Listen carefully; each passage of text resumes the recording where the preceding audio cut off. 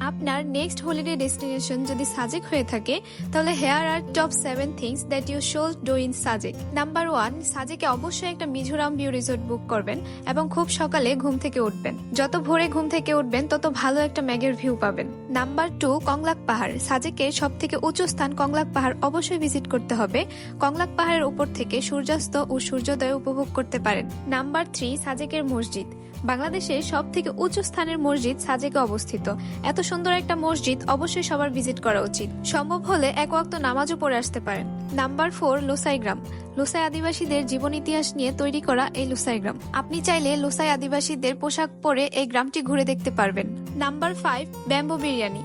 এখানে প্রায় সব রেস্টুরেন্টেই ব্যাম্বো বিরিয়ানি পাওয়া যায়, তবে আপনি চাইলে মন্টানা রেস্টুরেন্ট থেকে খেয়ে দেখতে পারেন, আমার কাছে খুবই ভালো লেগেছে। নাম্বার 6, স্ট্রিট ফুড ও বাঁশের চা। সাজেকে গেলে সবার একবার হলেও সাজেকের বিভিন্ন ধরনের স্ট্রিট ফুডগুলো